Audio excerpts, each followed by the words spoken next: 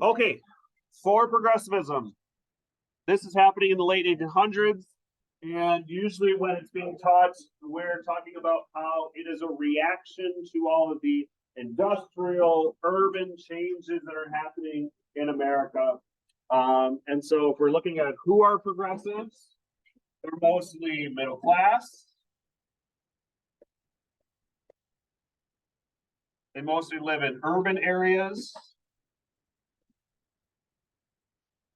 There are quite a few women who are organizing progressive movements.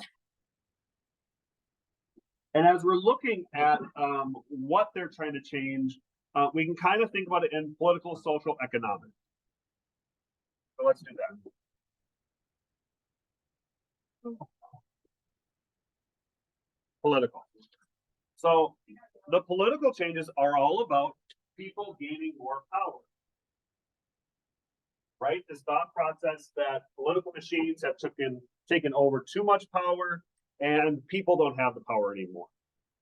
So let's do a call and response. What are some examples of progressives trying to seek political changes in the late 1800s, early 1900s? Political changes. Okay, some rights to vote. How did voting change? How's voting going to change? What's that? Direct election of senators. Yeah, direct election of senators.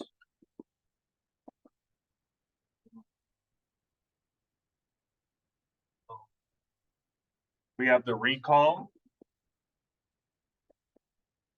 Recall is where you can vote out a state politician. What else?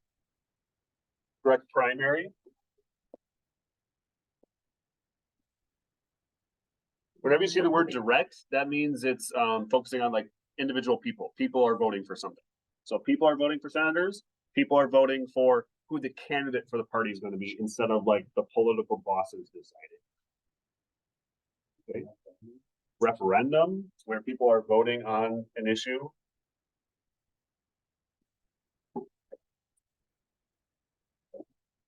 What's that? The secret ballot.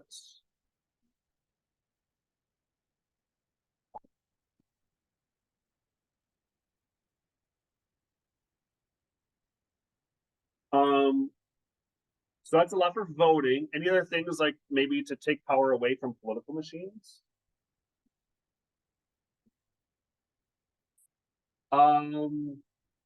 Yeah, that was more like a method for like, so maybe you could say like muckrakers. Muckrakers were journalists who maybe through a cartoon, maybe through an article would kind of spread the truth about government corruption. But it's not just political. They also did that with businesses too. Right? One way you could say that they tried to change political changes was by, oh, I just lost it.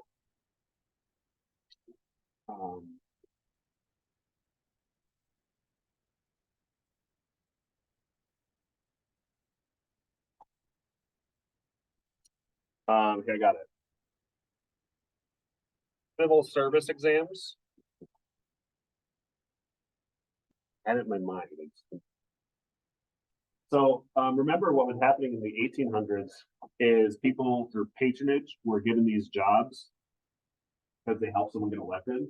And the political bosses and the political machines were really good at this. This is how they got more power, was by like handing out jobs to different people. And in many cases, people were given jobs and they weren't qualified for it. Starting with the Pendleton Civil Service Act, they started giving exams. So basically, you have to know something in order to work for the government in these.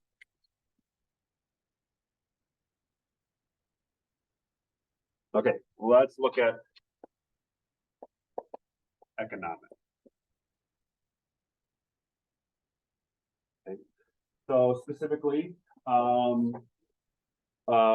challenges to businesses. What are the challenges to businesses that progressives are doing? Yep. Okay, who goes on strikes? Labor unions, right? We have strikes. Okay, where they refuse to work. We have collective bargaining, where they will try to bargain or negotiate with the employers. In many cases, labor unions are not going to be very successful. Oftentimes when they go on strike, the government and police will try to stop the strikes. We see this time and time again where the government takes sides with the business and not the workers.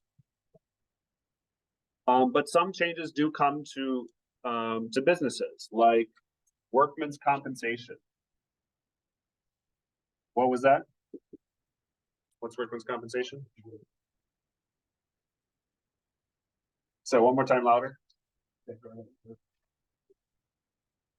Okay, if you get injured on the job, then the business would help pay for your medical bill. They're creating things like 8-hour work days and overtime pay. This was done like in Mueller versus Oregon, which protected women workers in creating an 8-hour work day. If you work longer than that, then they have to pay you overtime.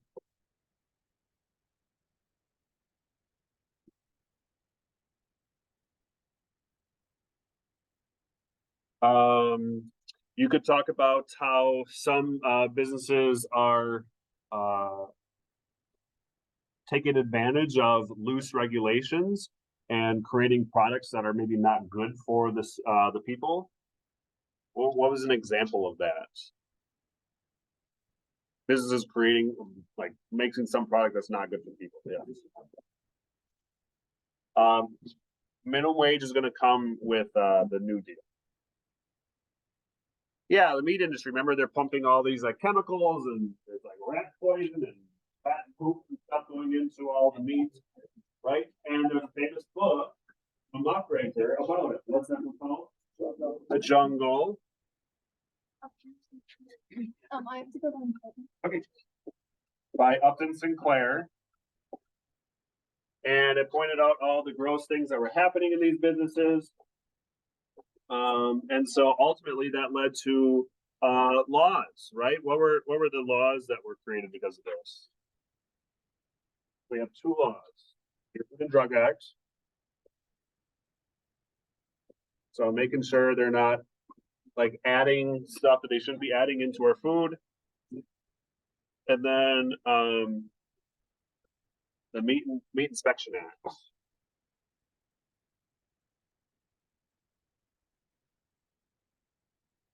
Where they're making sure that our meat packing factories are clean.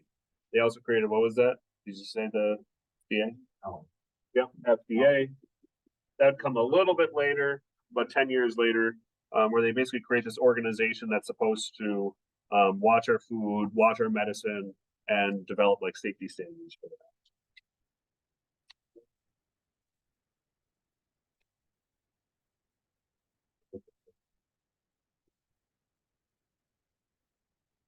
And so some laws are created to stop businesses from gaining too much power. So you remember what some of those laws were? There were antitrust acts. There's two of them. So first there was the Sherman Antitrust Act.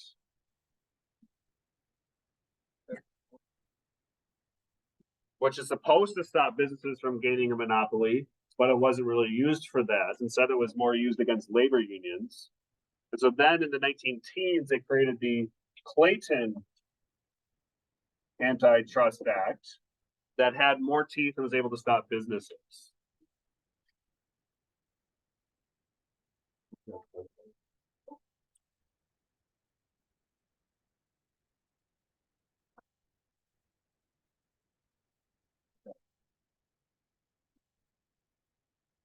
Talk about socialism or social changes? Not socialism. That is one thing some will turn to Bolshevism, communism. Okay, some will turn to that.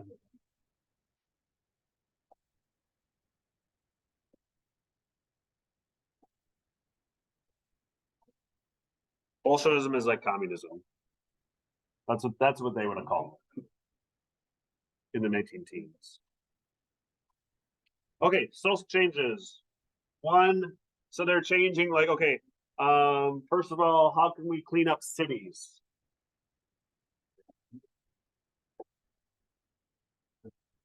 So they have like the City Beautiful movement, where basically they say, let's actually not drop our garbage in the ground and our poop on the ground and stuff.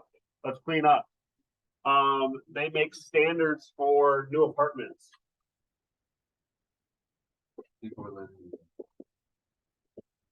Right? So they say like, okay, we're gonna create new rules saying you have to have running water going to new apartment buildings, or you have to create windows for rooms in order for it to be sold as a room. Okay, so they create these standards for buildings. Let's clean things up in these big cities. They're also pushing for prohibition. We have groups like the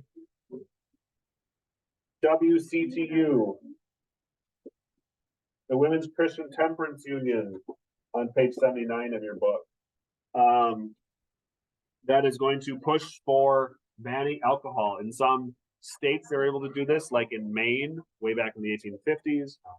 But it's not going to become a national change until the 19 teens. Okay, 1910s.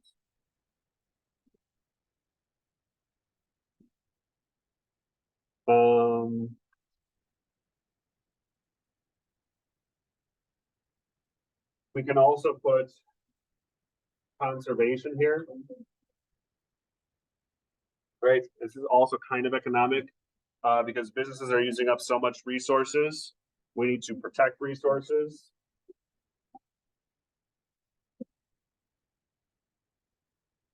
So we have a lot more national parks, national forests, so on.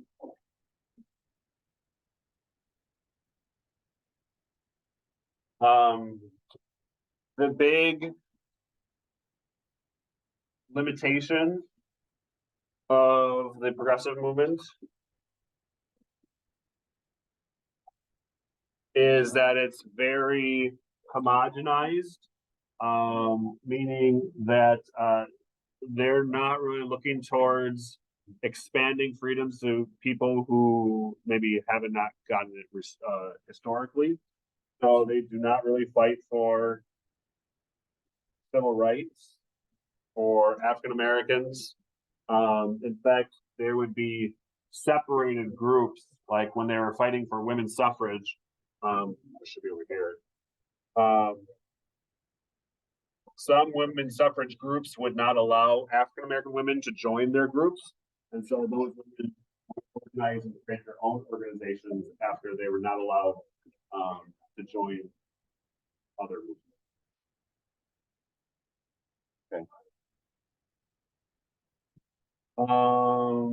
Okay. What are some other things they might have missed for political, economic, social changes? Progress. Missing any big ones? Yeah. The Wisconsin plan. Yeah, that's a good one too. That's kind of both political and economic.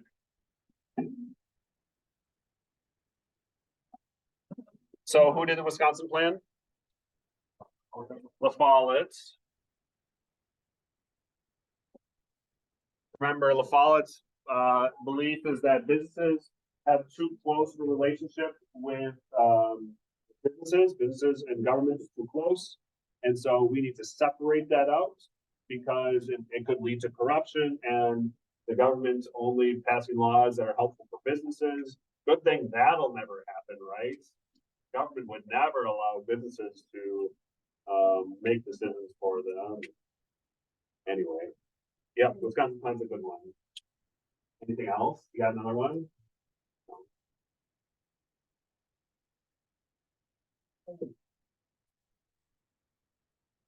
Any other ideas for what could go up here?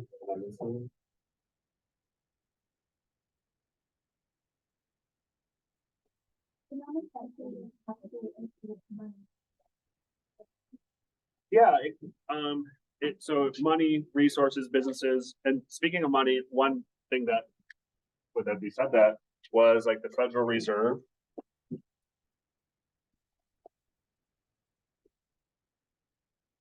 Because one of the things they're looking at is, banks have too much money, right? That's what led to the discussion of bimetallism. Banks have too much control over the money, and it's not in the hands of the people. So how can they expand it? Some progressives, like William Jennings Bryan, said, "Oh, let's make it gold and silver. That's what our money's based off of, because individual people have more silver, okay? So that would give them more power in the system." However, that was stopped when McKinley won. So to try to break the power of these banks, government creates the Federal Reserve. That's the government group that basically prints money, creating a single currency for the whole nation. Based on that point, that is hopefully going to try to avoid banks having too much power, and by creating a government.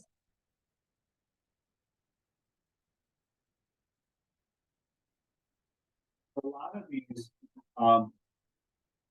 the progressives want the government to grow, to stop the corruption and excess of businesses, of corrupt politicians, of the rich. And so they're hoping the government is kind of the answer for it. Okay. Any other questions? Pause the video here.